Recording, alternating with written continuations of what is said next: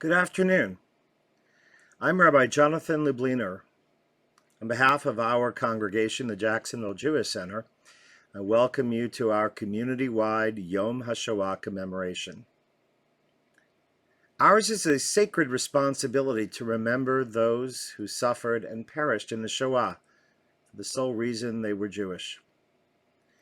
We tell and retell their story because hatred continues to plague our world, because a future free of prejudice requires we remember the lessons of the past and learn them, and because the only indignity greater than the dehumanization of Hitler's victims would be forgetfulness, a crime akin to murdering them a second time through our indifference.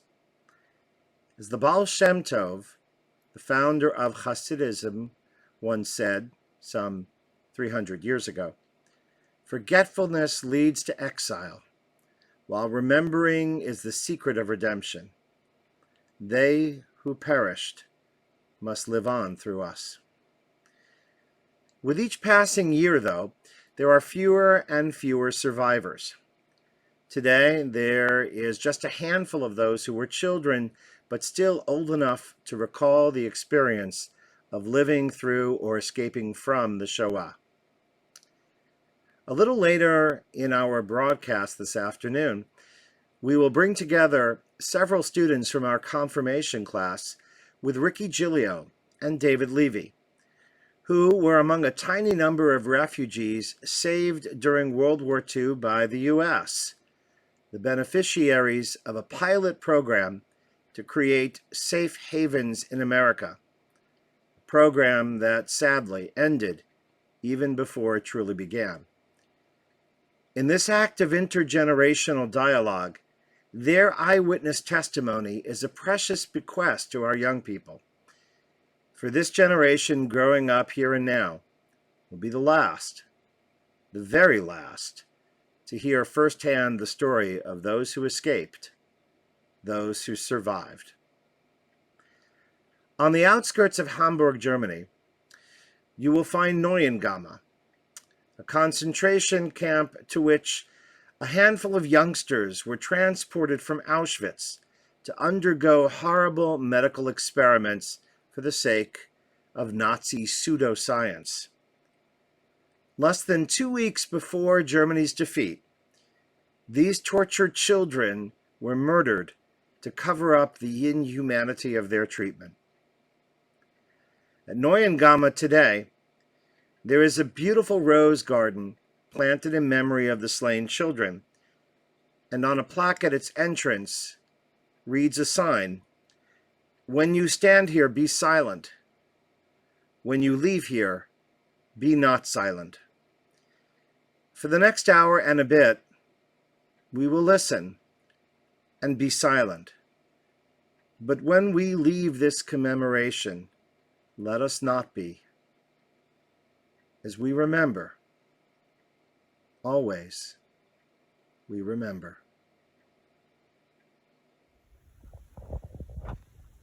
Lamnatseach ben ginos al shmines mizmor l'David. Adonai al ba'apcha sochicheni, ba'al b'chamatcha siyasreni. Chaneni Adonai kimlaoni, refaini Adonai kinibhalu atzamai. B'nafshi nibhala me'od, v'ata Adonai admasai. Shuva Adonai chalza nafshi, hoshieni l'man chazdecha. Ki ein b'mava zechrecha, b'sh'ol miyodalach. Yagati banchasi yasche b'chalayla mitasi, b'demasi arsi amsa. Asha mikas ay enai, aska b'chol tzarai. Sur mimeni kol pa'ali avet, ki shama Adonai kol bechi. Shama Adonai techinasi, Adonai tfilasi yikach. Yevoshi ba'al ma'od kalayvai, Yeshuvu Yevoshu ragam. For the leader with instrumental music on the Sheminit, the Psalm of David. O Lord, do not punish me in anger, do not chastise in fury. Have mercy on me, O Lord, for I anguish. Heal me, O Lord, for my bones shake me with terror. My whole being is stricken with terror, while you, O Lord, how long? O Lord, turn, rescue me, deliver me as befits your faithfulness. For there is no praise of you among the dead in Shoah, who can acclaim you. I am weary with groaning, every night I drench my bed. I melt my couch in tears. My eyes are wasted by a vexation, worn out because of all my foes. Away from me, all you evildoers, for the Lord heeds the sound of my weeping. The Lord heeds my plea. The Lord accepts my prayer. All my enemies will be frustrated and stricken with terror. They will turn back in an instant and frustrated. A reading for Yom Hashoah, Psalm 23. Adonai ro'i lo aksar bina desha yarbitzeni. Amen uchodina haleni nafshi shovev. Yadcheni v'maglei serek l'man shemo. Gam ki elet begetz al mavet lo irara. Hi atamadi. Shivtecha u'mishan techa. Hema yinachamuni. Ta'arov lefenai shulchan neged zorerai. Dishanta v'shem roshi. Gosidr v'yah. Ach tov v'chesed yirdafuri koy mei chayai, v'shafti b'veit Adonai la'orech yamim. The Lord is my shepherd, I shall not want. He maketh me to lie down in green pastures. He leadeth me beside the still waters. He restoreth my soul. He guideth me in straight paths for his name's sake. Yea, though I walk through the valley of the shadow of death, I will fear no evil, for thou art with me. Thy rod and thy staff, they comfort me. Thou preparest a table before me in the presence of mine enemies. Thou hast anointed my head with oil, my cup runneth over. Surely goodness and mercy shall follow me all the days of my life, and I shall dwell in the house of the Lord forever. The book of Proverbs, chapter 20, verse 27, teaches, Ner Hashem Nishmat Adam. The soul of a person is the candle of God. And this statement conveys the idea that in each individual, God has implanted a spark of the divine, and each of us has been given the opportunity or the obligation to tend this spark, to care for it, to fan it into a flame which will light up one's life and the lives of those with whom we come into contact. This simile of Ner Hashem, the candle of God, captures the essence of the lives of all those who perished in the Shoah and all those whom we recall today.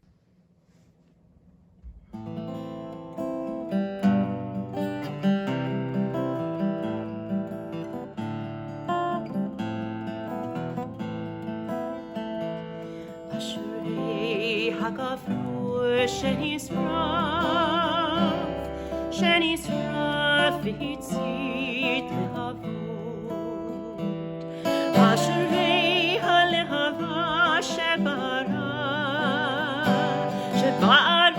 בסתרי לבבות, אשרי הלהבות שידעו לחדור בכבוד, אשרי הגבור שנשרף והצית להבות. Blessed is the match consumed in a kindling flame. Blessed is the flame that softly burns in a heart's secret place. Blessed the heart that, like flickering lights, knew to flutter and die without shame.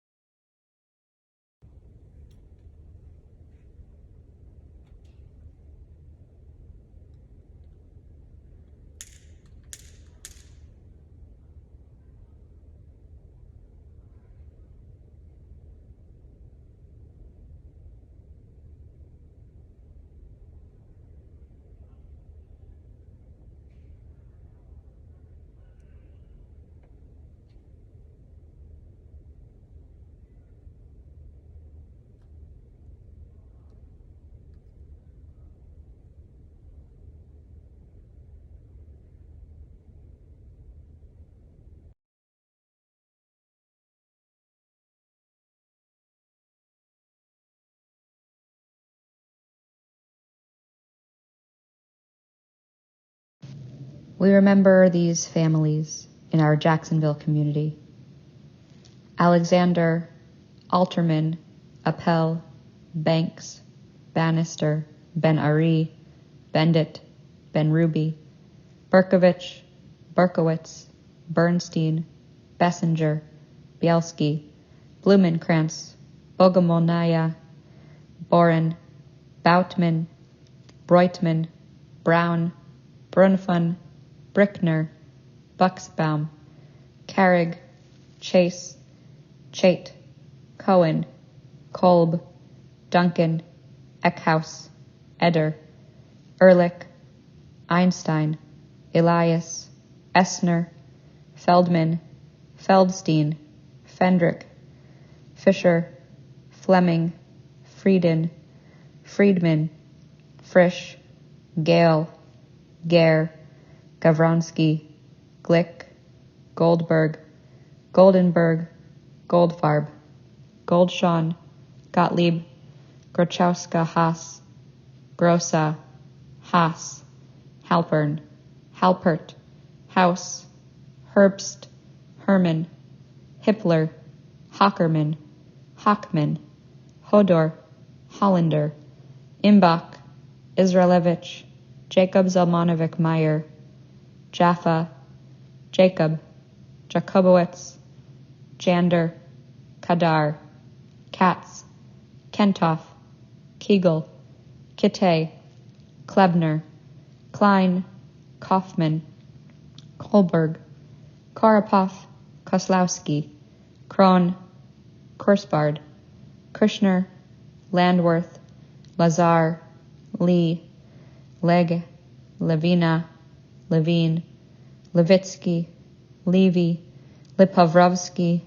Lisoskaya, Lubliner, Lukash, Lustig, Mas, Machtina, Malamud, Manassi, Marcus, Marx, Majisko, Mibab, Mirsky, Mosheim, Moss, Murashkovsky, Musinski, Nyhaus, Newman, Ox, Osher, Osipova, Osterer, Osterman, Parnes, Pentel, Pollock, Price, Privin, Poland, Raber, Regenbogum, Rigi, Rogozinski, Rosenblum, Rostholder, Rothschild, Roziski, Rosian, Sauer, Schindler, Schipper, Schnitzer, Schoenfeld, Schultz,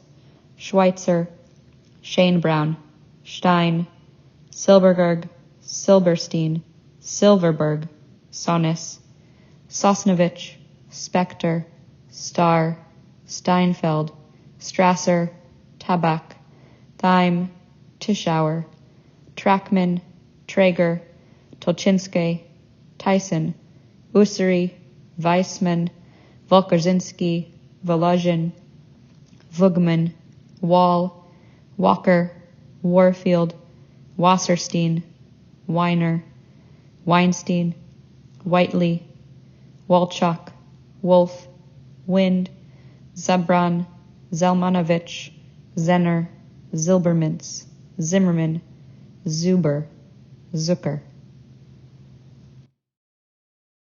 And names for the Capel family, the Peltz family, the Fish family. We'll give it another few seconds for anyone else who has a name to add.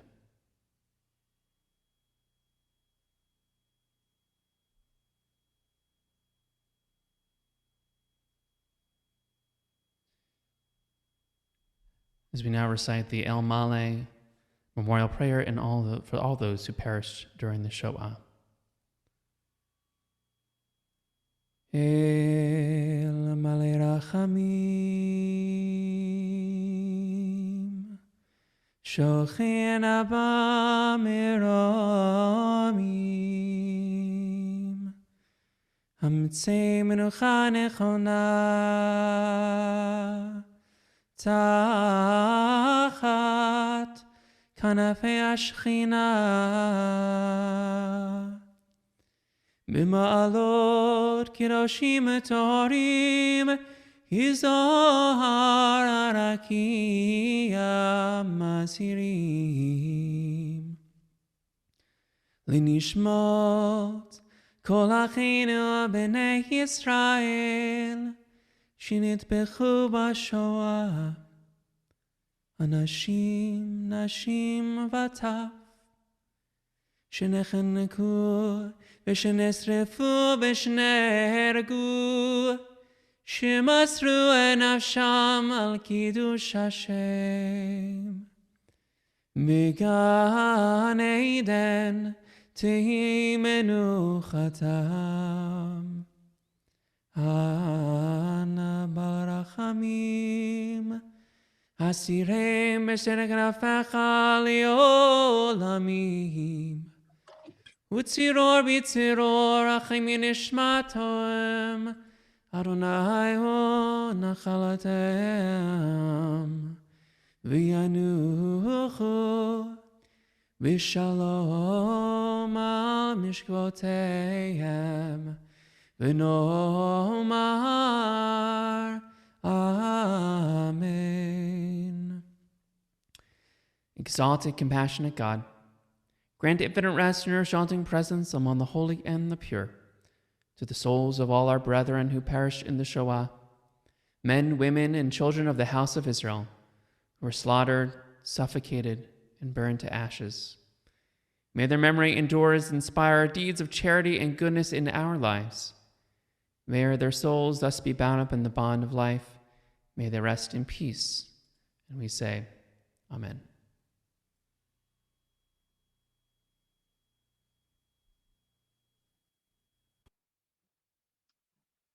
Our country is no stranger to either xenophobia or anti-Semitism.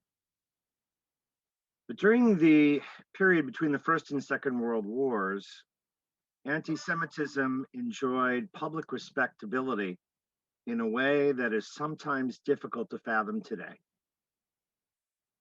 From industrialist Henry Ford and pioneer aviator Charles Lindbergh to the popular Catholic priest Father Charles Coughlin, whose anti-Semitic screeds on radio attracted weekly audiences of up to 12 million listeners.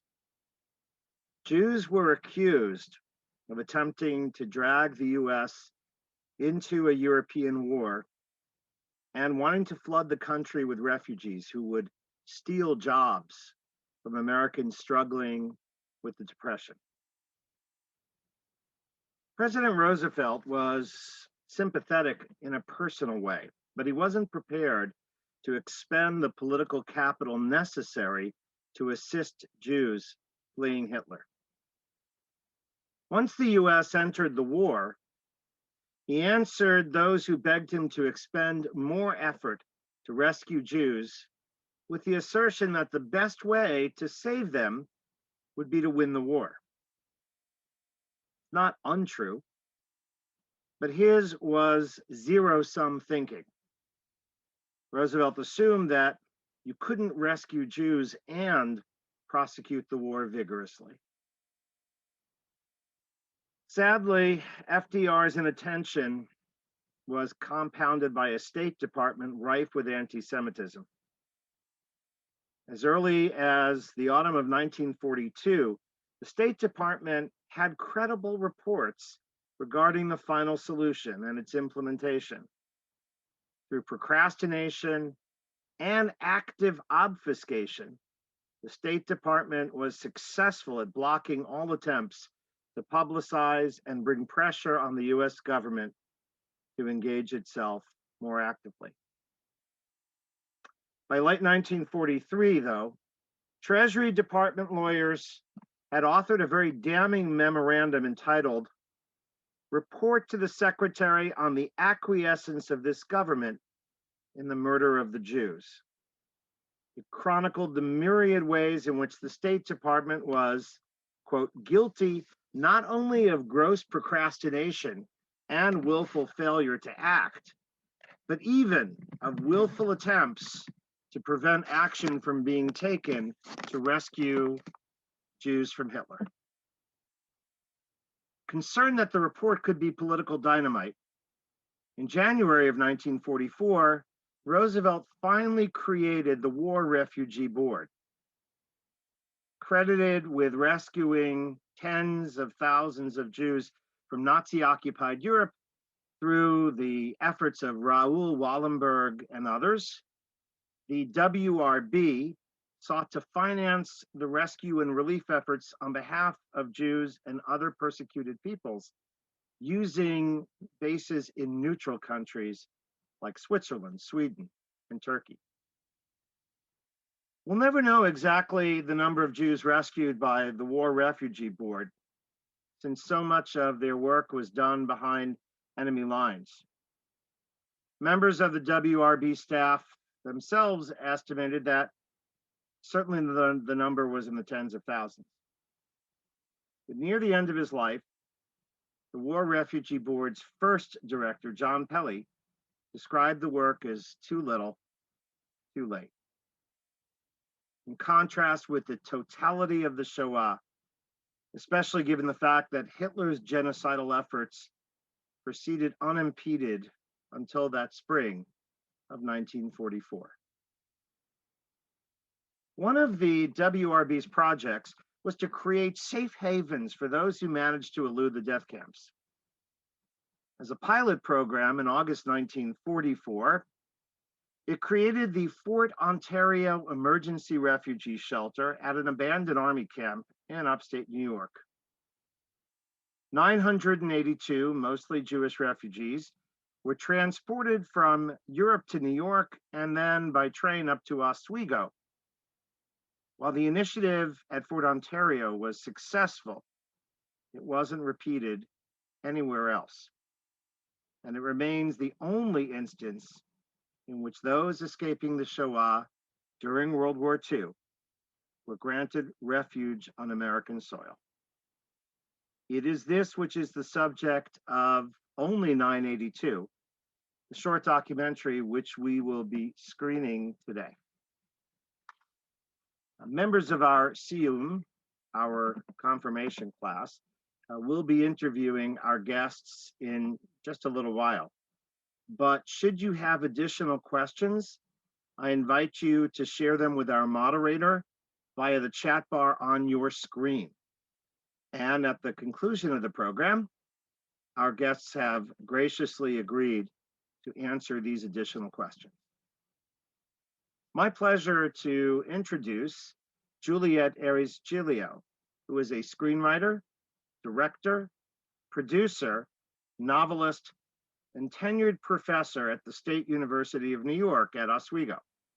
She received her BA in English from Dartmouth College, earned a Master's of Fine Arts from New York University's Tisch School, and her film credits include Disney's Tarzan, ABC's Noah, ABC Family's Pizza My Heart, Disney Channel's Return to Halloween Town, and A Very Nutty Christmas, as well as Christmas in Tune, starring Reba McEntire, which is currently in production.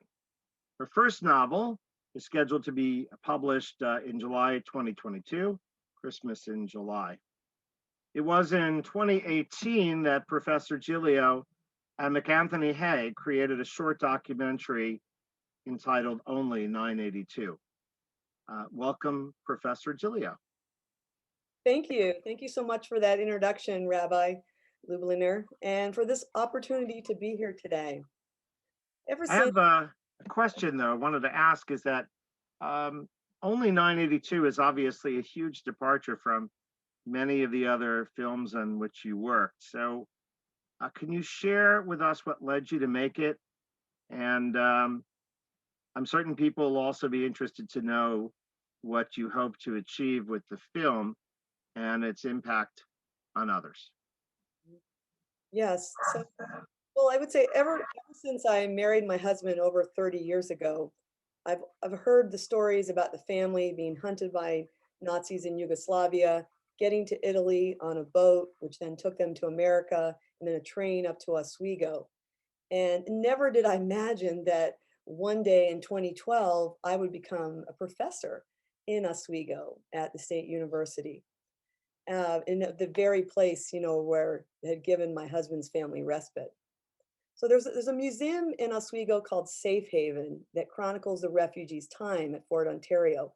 And after a few years of teaching, I went to visit it with my family. And we saw this photo of my husband's grandmother and his Aunt Ella. And suddenly I realized that there had been this divine GPS leading me to Oswego to make this movie. So in 2018, I got a grant, I got some students, I brought my mother-in-law, Ricky, her sister Ella, and their cousin David back to Fort Ontario, the place where they lived for 18 months as children, also that we could make this short documentary. And most of the buildings, unfortunately, are long gone, but with the use of old maps, we were able to walk on the very places where they had lived and played as children.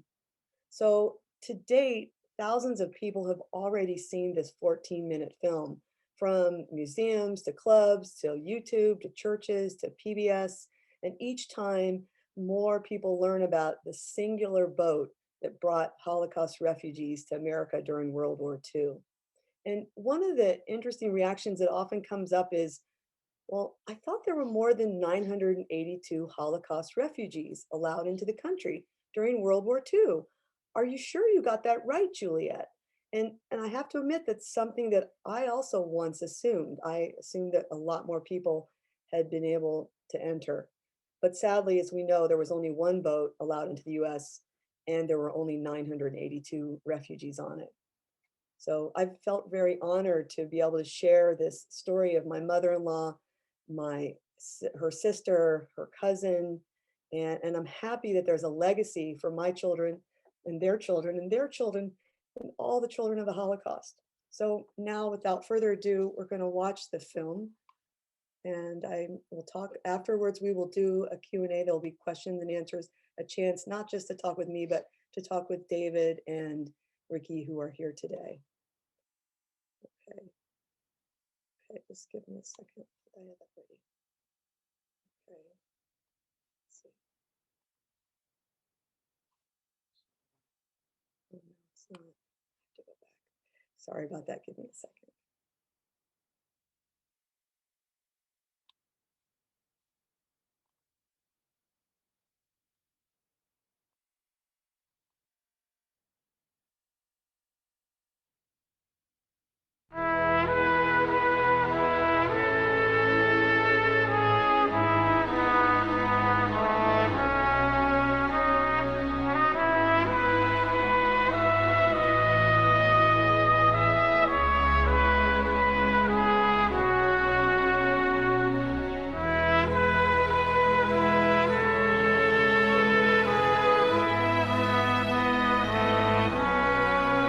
My name is Ella Levi, and my mother always told me the story of what happened. She was cooking dinner and had things in the oven, and there was a knock on the door, and the neighbor came in, a woman neighbor.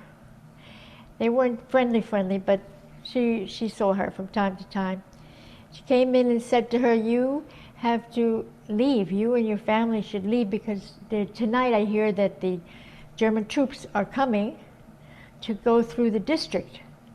So you should be leaving, get your family out." My mother said to her, "Oh, thank you so much for telling me. Thank you, I don't know how to thank you." And the woman said to her, "That's okay. You know, I always loved the earrings that you had, always admired the earrings that you had in your ear all the time." And she said, right away, without even saying you want them, she put her hand up to her ears and took them out and gave them to the lady and said thank you again. And she closed the oven, she said. She got some stuff together, and she said she knew she had to leave. My name is Levy Giglio. I was born in Zagreb on April 29, 1937. My childhood memories of Zagreb are my Sunday walks with my parents, where we went along the Zagreb promenade and looked at all the stores and enjoyed that kind of a little leisure on Sunday afternoon. My father liked to, I guess, sail or swim or what have you. And he owned or rented a little boat. and we used to go out in the water a lot. And I learned how to swim in the Adriatic Sea. So it was all right until they started getting rumors that the Nazis were going to start invading Yugoslavia. Since Dad had to start wearing the Star of David, he was picked up off the street and brought to Nazi headquarters for inquisition. A lot of the Croatians joined the Nazi army because they didn't want to be in any kind of trouble. So when Dad went up there for inquiry, the person behind the desk was a schoolmate of his. So he said to him, "Joe, what are you doing here?" And he said, "Well, I got picked up." So he said, "Listen, Joe," he said, "I'm going to let you go. Get out of Yugoslavia." And I think that's how the wheels started turning for my father to decide to leave. And somehow or other, the situation got worse and worse. And I remember my mom telling me that Dad came home from his shop one day, and he said to her, "Mary," he said, "we have to leave. We have to leave. We have to leave before the Nazis marched in." And that's how the journey started. My mother claimed that we left food on the table, food on the stove, took whatever we had, clothes on the back and whatnot, and left Zagreb. My name is David Levi. I was born November 23rd, 1937 in Zagreb, Yugoslavia then. My father and I lived in Zagreb, and we had to make our way through mountainous terrain and forests to the port of Bari. During that trek from Zagreb to Bari, I would walk along with my father, typically after dark. I would get tired at some times, and with that happening, my father carried a burlap bag, okay, which he would place me in, haul me over his back, and carry me for as long as he could. And then we would rest for a while, and then he would let me out of the bag, and I would continue walking. And we finally made our way to Bari. We were in Italy for a while. Italy was, even though the borders were open and they were friendly, a lot of the Jewish people went into hiding. The Italians used to keep them in the house and hide them. My father was hidden in the monastery. I got very sick. I got very sick when I had diphtheria or typhus. One or the other was a very contagious disease. And my mother had to take me to the hospital. Went in the hospital. She could not say I was Jewish. She could not expose my father, who was hiding there. So she said I was Catholic, and I was so sick that they gave me the last rites, and they baptized me. They thought I would never get well. Hitler wanted to march into Italy. He knew a lot of Jewish people were hiding there, and clean it up. And that's why the Henry Gibbons came about. We made our way to Naples, where the boat to the U.S. was docked. There were 1,000 spaces on the boat and 3,000 applicants. There was not to be any separation of family in a group.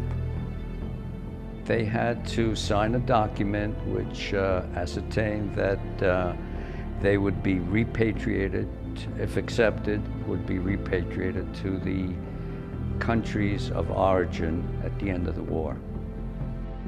Well, my mom befriended an Italian soldier who gave her passes, gave her applications. They filled them out. And once we got to Naples, we went through the whole thing to get on the ship. And they gave everybody a little tag that said, government, U.S. baggage. U.S. baggage. That's the only piece of identification any of us had, was United States government baggage to get us aboard the ship. We stayed on the ship for the voyage. I think the voyage took a week, or a little bit more than a week. And then we wound up in the port of New York. And at that point, we weren't allowed to disembark till we had 24-hour clearance. And what they did, all the refugees got off the ship and went to supposedly a barracks that was set up. And there they were looked over, their clothes were disinfected. I mean, then they had the same way they probably did in Ellis Island to make sure whoever entered the country was fine.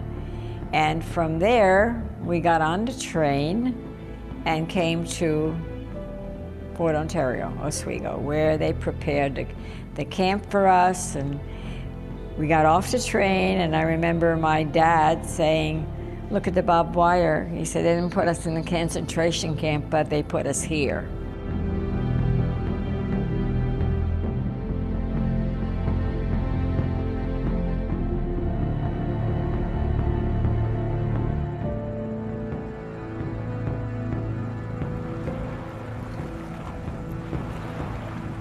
I'm standing in the same spot where the train came in on August 5th, 1944. The children were very, very friendly. There was a little girl that handed a bike over to a little boy on the other side of the fence. And I remember that everybody was a little frightened by the fence when they came. And being 7, I didn't realize the whole concept of everything that was going on.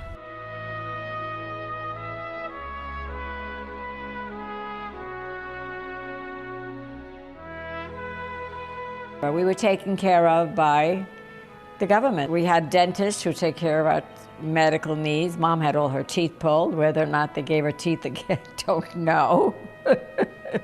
I remember having chicken pox, being confined to the barrack. And I remember my mother opening the curtain a little bit, and I'm pulling the curtain because I wanted to see the lake, because our barrack was very close to the lake. It was constantly cold. And she said to me, "You can't do that, you can't do that, because your eyes, they believe the chicken pox would affect your eyes." My mother always told me the story of what happened. She went to the movies here in Fort Ontario, Oswego, to see Les Mis with my father, Les Miserables. And that was a drama. It was very serious and very long. And they were in the movie, and she started to have labor pains.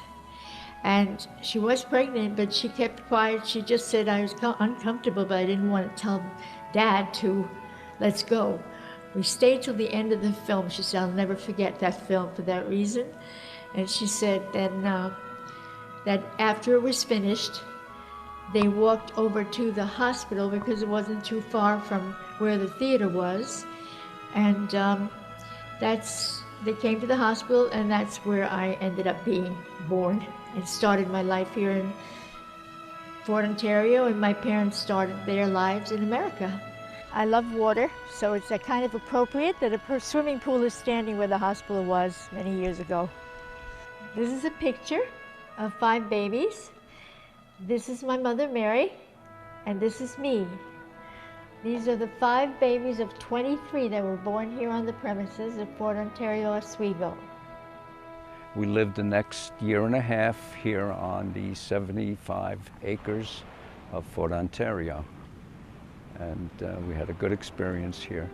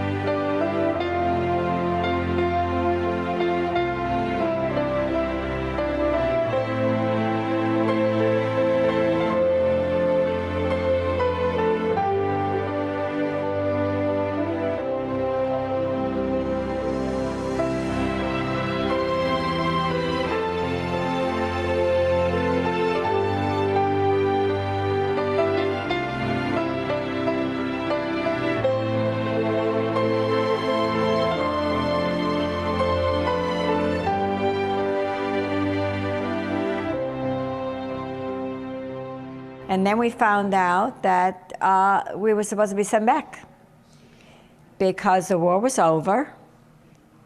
And they wanted to send all of us back. They only housed us for a year. So after the war, the shelter was to be closed down, and the question of whether to send the 1,000 back to their countries of origin or keep them, let them have a choice of either staying here, the ones that wanted to, and felt they had nothing else to go, for one reason, go back to anything in the old country, and the other ones that actually wanted to go back. Joseph Smart, together with Eleanor Roosevelt, were very adamant about allowing the 1,000 to remain here in the United States.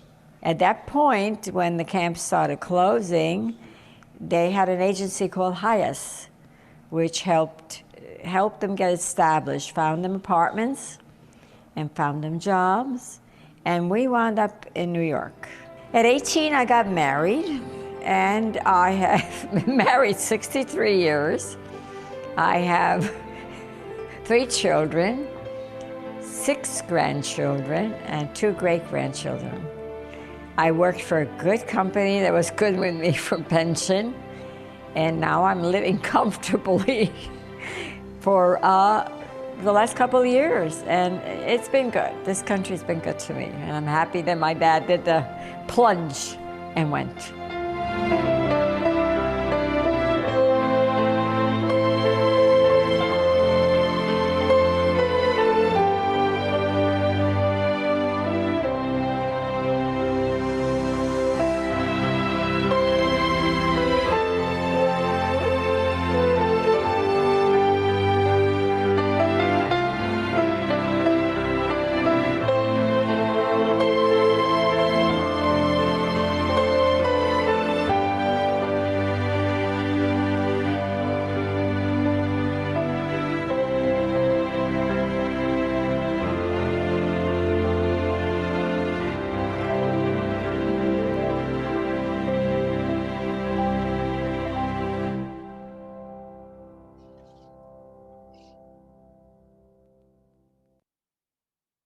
They always told me.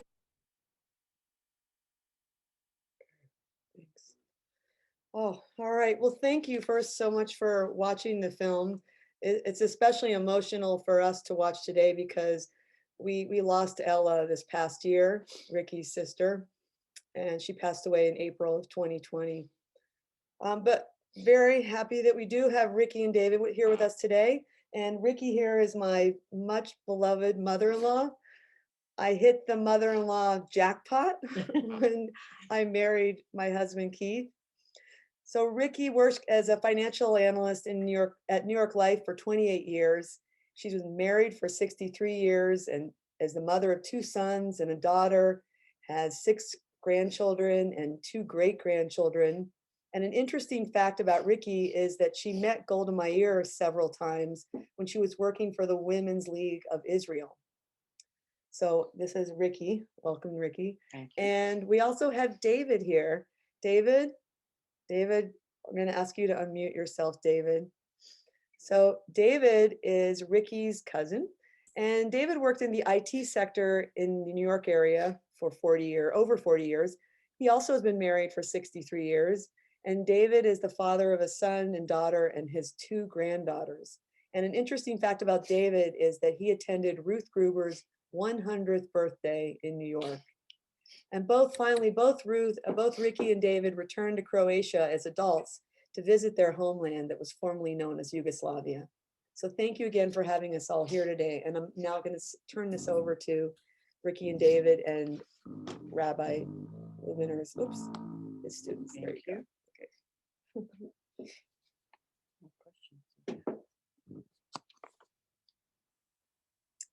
Thank you, Rabbi. I'm going to ask our students if we could spotlight both Riki and David and our students as they ask and answer questions. That would be wonderful. Yes, in order to spotlight, we need to have everyone's video on, just to keep that in mind. There we go. Thanks.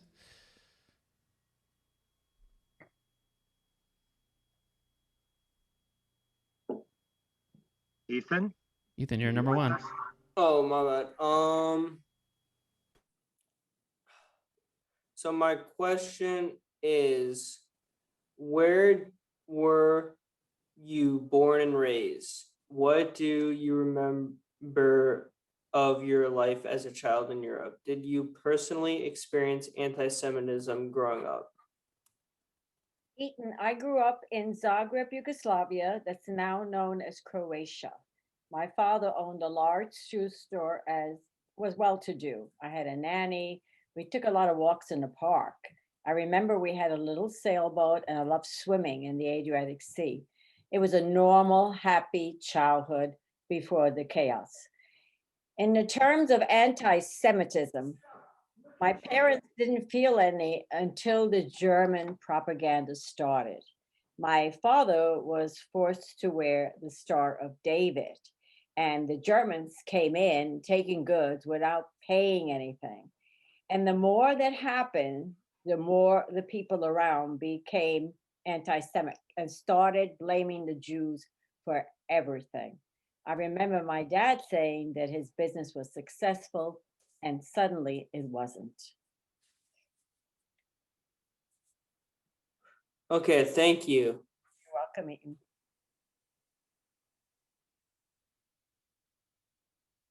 Hi, sorry, I started talking when I didn't have myself unmuted. Oh no. Hello. So my question is for David. So what did your parents tell you about living in Europe and leaving Europe?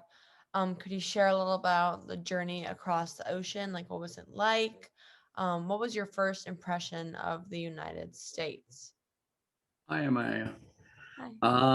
Yeah, I'll just answer the first one. There really wasn't any time for explanations or conversations with my father regarding what was going on, anything like that. So we were primarily consumed with fear and bent on our survival to get to a port of, safety. Yes. As far as the journey, okay, once we reached Naples, at the port of Naples, Italy, we were on board the ship, and there were German planes flying over in the misty sky above us, and we were told to abandon ship. Now, this happened, while we were waiting, I guess, for everybody to board. So time and again, this kind of the plane situation, disembark, embark, was going on. So my father, with that, explained that we had to jump overboard, and I was to do the dog paddle, since I didn't think I knew how to swim, and looking out for my safety, and assured me that he would be by my side all the time. Well, it all went well. Okay. After the all clear, we reboarded the ship. Okay. And during the voyage, my father on board experienced seasickness. I don't know why I didn't have it, because I do have seasickness now. I mean, I can't even go in a rowboat without getting sick. And so I bringing him liquids and other things to ease his discomfort. And, on our voyage here, I don't remember much, okay, except entering in the port, the entry into the United States and I remember being very impressed seeing the Statue of Liberty. And I hope I've answered your question, Maya. You did very well. I like your smile. Thank you very much. You're welcome. My next question, because I have two in a row. So, Riki, do you remember arriving in Oswego? It seems that David does. Were you excited or afraid? Maybe a mixture of both? I remember that Ruth Gruber traveled with us on the ship. When we reached New York Harbor, a lot of refugees were on deck, and they were watching the Statue of Liberty, actually in shock and awe. Then we docked in New York Harbor, and we went into a processing center just like you would in Ellis Island, where we were registered, because until then we only had the tags on U.S. government, and that's it. So what they did, once they processed us, we gave them our names, and we boarded a train going to Oswego. At that point, when we reached Camp Oswego and we got off the train, my father said, "We aren't in a concentration camp, but we are behind barbed wire." And that's the first impression that he had. And I think a lot of the refugees that came to Oswego felt the same way. That answer your question? Yes, that was amazing, beyond my expectations. Thank you so much. Thank you. No, thank you. I'm Erin. Hi. And this question is for David. How did the people of the larger community treat you? Were they friendly or aloof? And did they resent the presence of refugees at Fort Ontario? Hi, Aaron. I just want to say, I guess what I first noticed was children and their parents, I assumed, okay, was standing on the other side of the fence.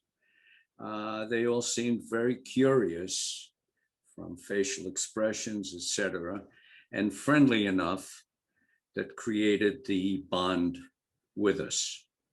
The adults were respectful. The problem with any conversation, meaningful conversation of any nature, were the language barrier was a big issue. And I would expect, I don't know whether, that we had both resentment and friendliness from the community. I do remember church organizations bringing us clothes and toys for the children. And so, it seemed to be a very, getting a warmer feeling about being here and sort of an acceptance. I hope I've answered your question, Aaron. If there's anything else you want to ask, go ahead.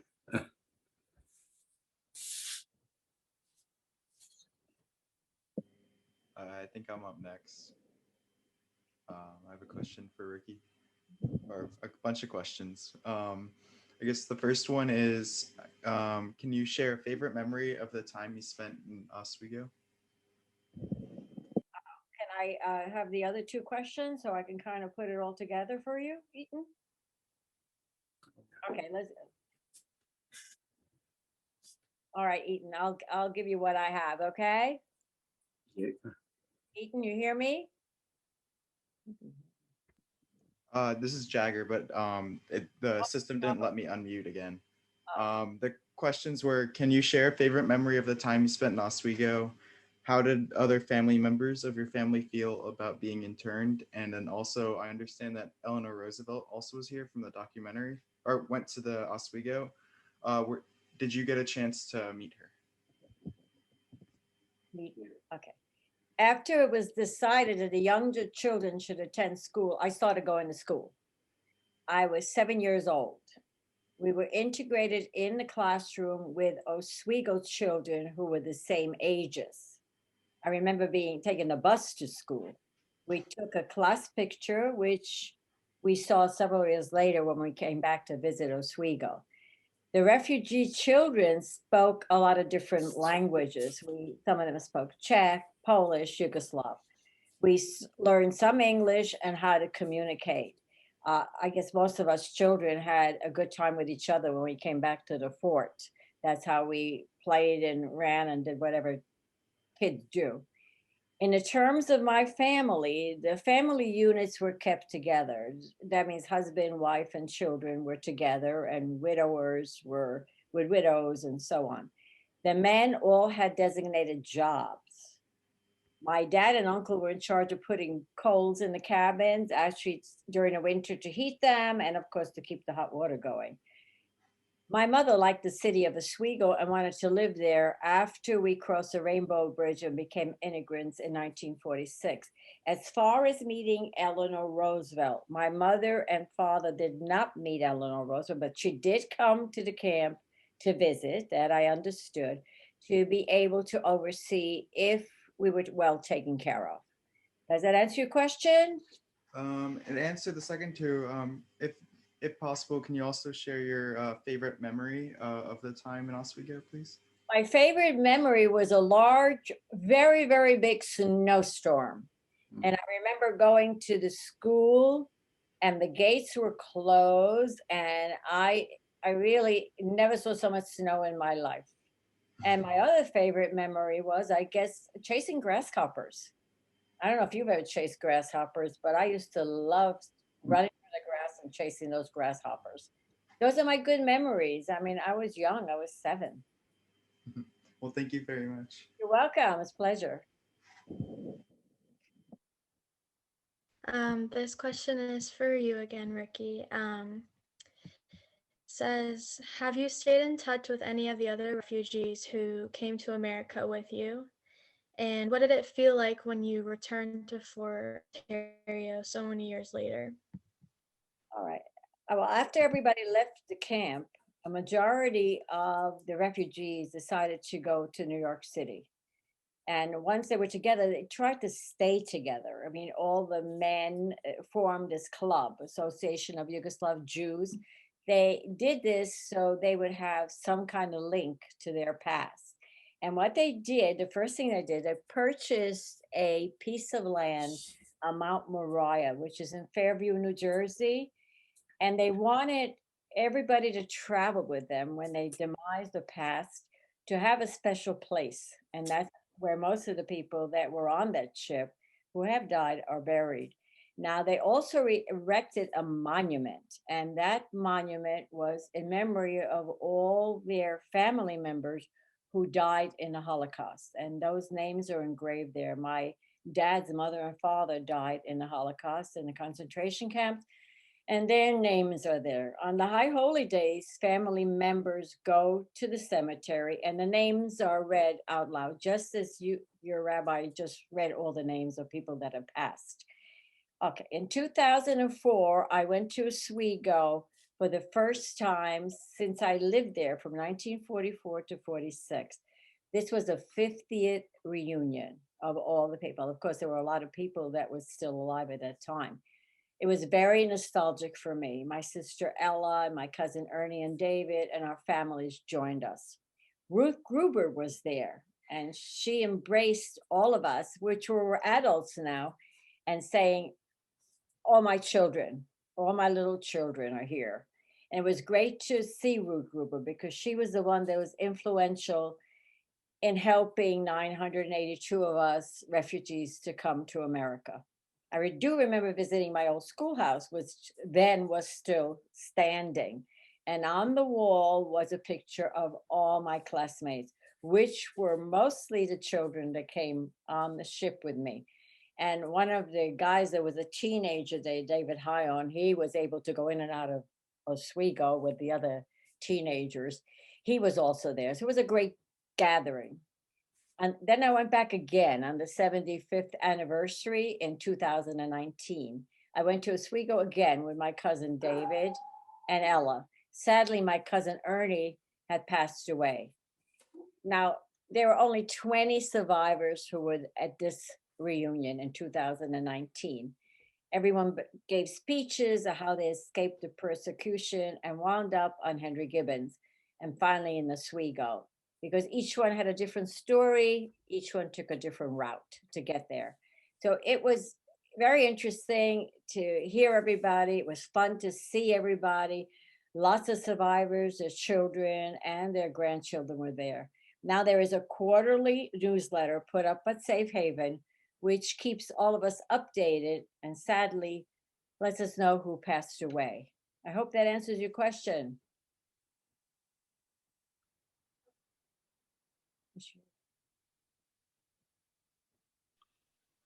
Hey, my name Yes. is Zach Mizrahi, and this question is for David. I was wondering what happened to the other members of your family, the ones who didn't make it to the United States with you. Did they survive the Shoah or not? And why do you think there weren't more safe havens like the Fort Ontario Emergency Shelter? Hi, Zach. Okay, I'll try to. Fortunately, the majority, with one exception, our family, which consisted of 14 brothers and sisters. Ricky's dad and my dad were brothers.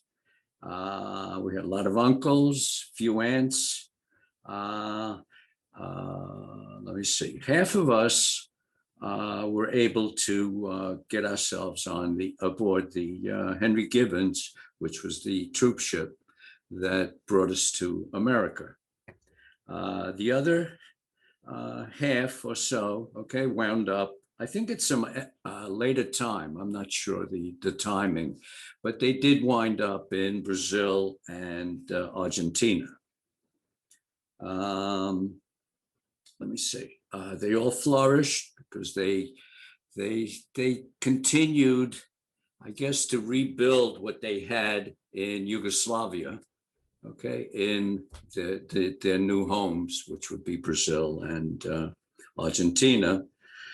The one member of the families, okay, that did perish was our Aunt Berta's husband.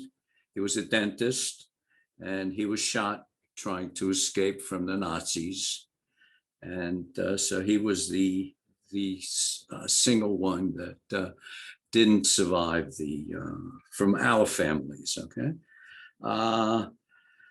On the question with regarding to safe havens, which the best way I could say it, okay, is that more safe havens were never in the plan for the United States, okay, because they had no intention of allowing the 982 refugees to remain in the United States. The best evidence of that was the documents, which you saw in the film, that we had to sign, which stated that after the war, we would be repatriated to our countries of origin. Okay, in the end, we were allowed to make the choice of staying or returning to Europe.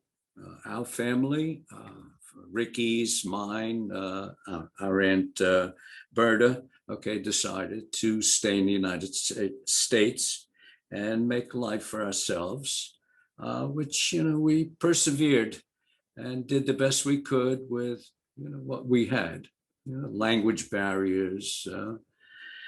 What else can I say? Does that answer your question, or Zach? It answers it pretty good. Okay. Thank you. Okay, you're welcome.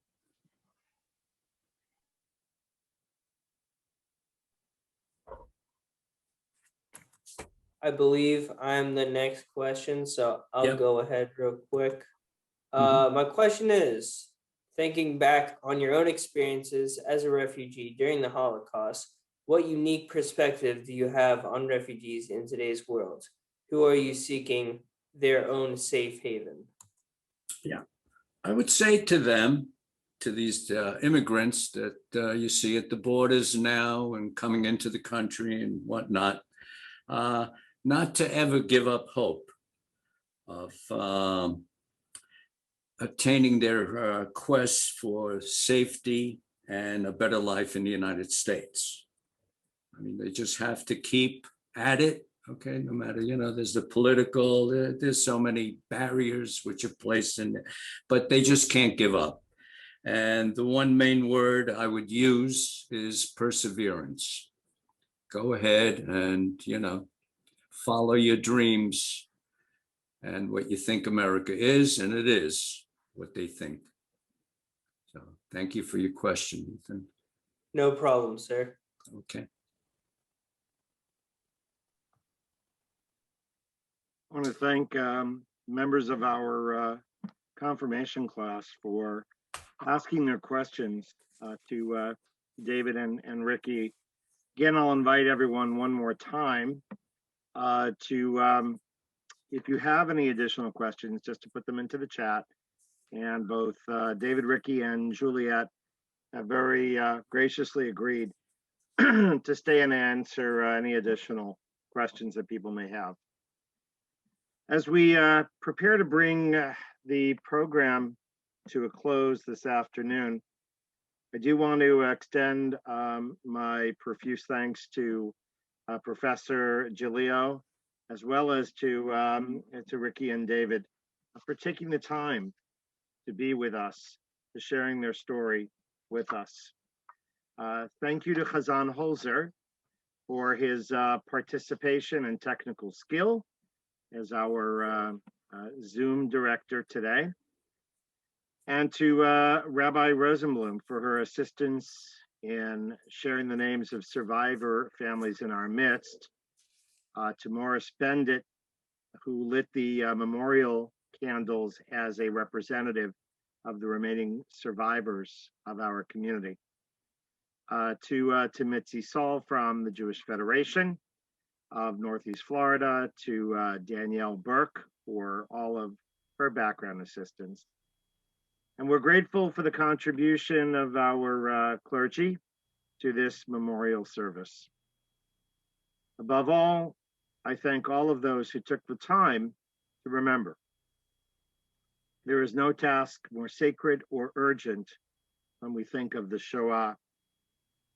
As Abba Kovner, survivor and poet, wrote, "We shall remember our brothers and sisters, the houses of the city and the houses of the country, the streets of the shtetl streaming like rivers, and the lonely inn on the open road, the face of the old man, the mother in her kerchief, the young girl with braids, and the infant. We shall remember the day in its brightness, the sun that rose upon the bloody scene, the heavens that stood high and silent.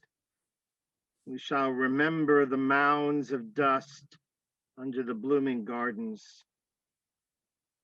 The living shall remember the dead, for they are before us always, their eyes glancing round and round, give us no peace, until our lives become worthy of their memory."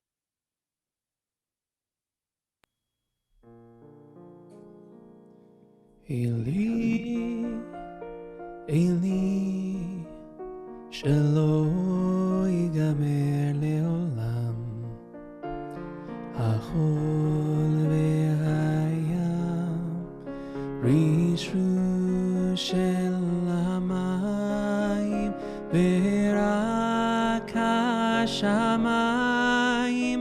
tfilat ha'adam, hachol ve'hayam, rishru shel hamayim, ve'rak hashamayim, tfilat adam.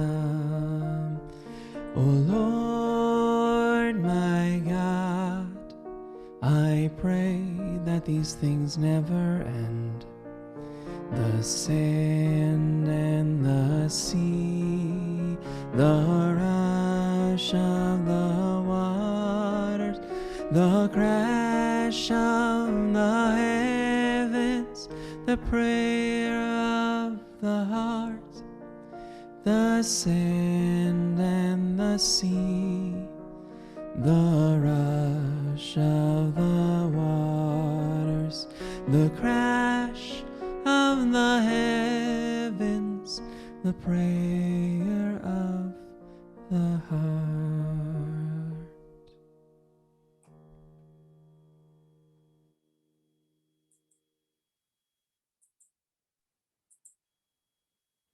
Were there other questions? Our program comes to an end formally.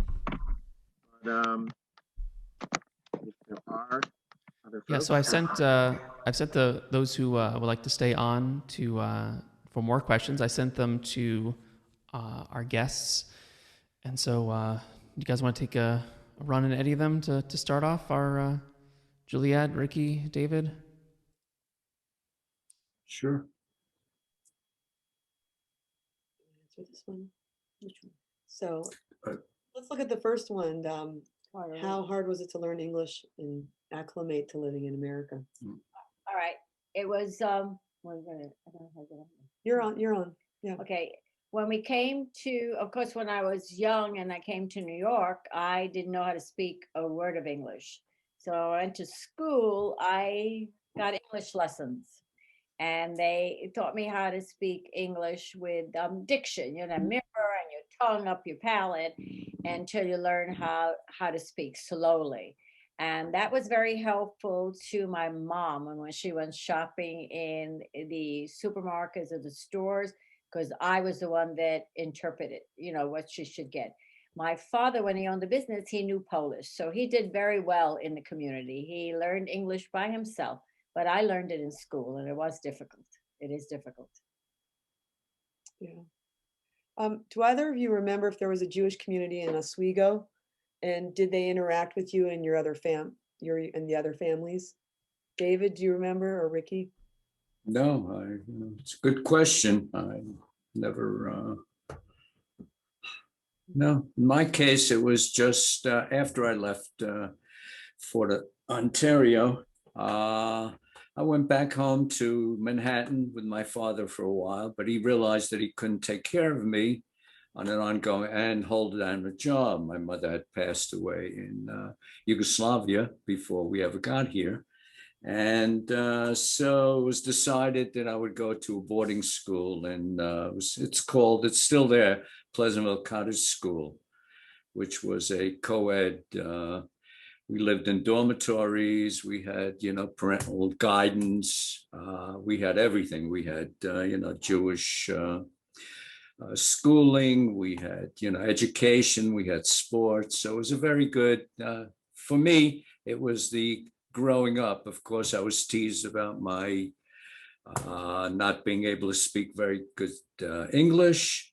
I know my father had a more difficult time with it over the years. He never really got fluent with it, and yet he spoke many languages. So but my growing up children's experience was a boy's growing up in Pleasantville, and I was there for about 6 years. I went to grade school, I had regular school, went to high school. We had intramural sports, so we had everything there. It was a great experience. And I give them a lot of credit for, giving me that opportunity to grow up there. That's great. Thanks, David. There's a question that comes up a couple times here, and maybe you can answer it, Ricky. Do you know how people were selected for the trip? Mm-hmm.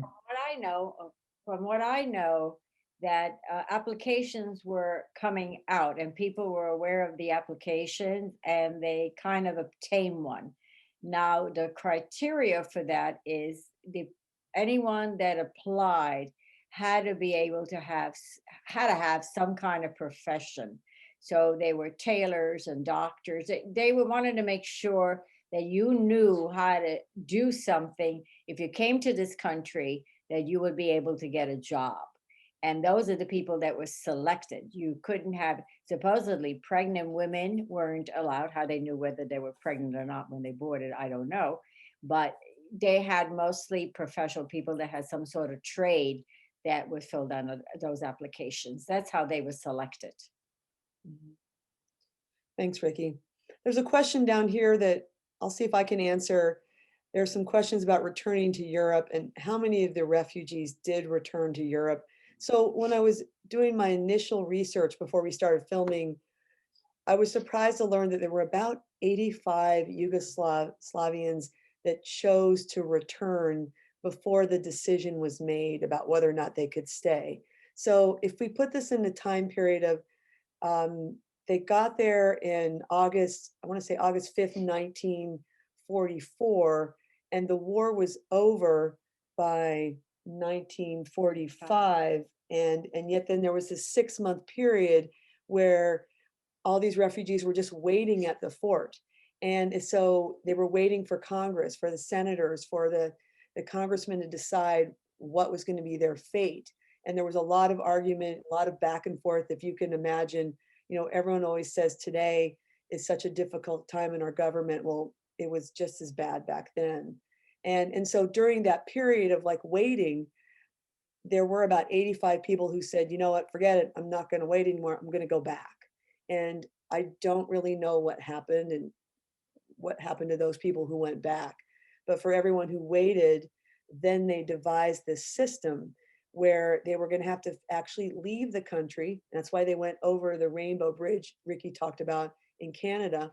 So they went over the bridge into Canada and then on this bus, and then they came back. And so when they came back into the US, then they were deemed immigrants. And then, they didn't get citizenship, but they had immigrant status. And then it took how many years later before they got full status, before they became citizens? Do you know? I think it was a couple of years. A couple of years later. They went but for it right away. It does seem kind of odd. Like, well, why did they need, when I was first doing the research, why do they need to like go to Canada and then come back? And okay. But that's what happened. So here's a last question. David, maybe you can answer this, David. Yep, go ahead. How easy was it to observe Jewish practices and worship when you first arrived? I don't remember. I know, again, when I was in Pleasantville Cottage School, I was there about, 7, 8 maybe. That was one of our, we had the Jewish education and bar mitzvahs and, Shabbos and Shabbat.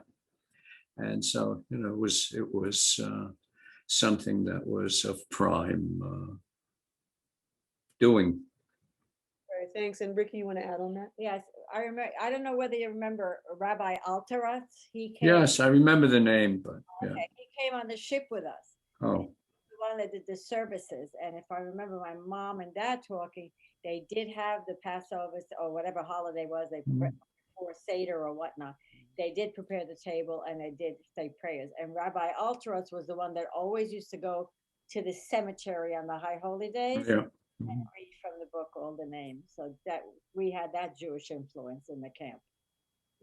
And there was a large population in New York City too that really helped you to settle. Exactly. And I think that's probably why a lot of people from Fort Ontario chose to go to New York City. But there was a big contingent that went to Los Angeles, that went to California. So I was at the most recent reunion, and there were a lot of Californians there, right? And if that's, if there are any other questions, if they're not, then I think that's great. And we really appreciate your taking your time today to talk with David and Lee and with myself. Thank you for coming. Yeah, thank you. Thank you all again. And if anyone is interested in reading more, I encourage you to get a hold of Ruth Gruber's book called Haven. It's in print. It's available on Amazon.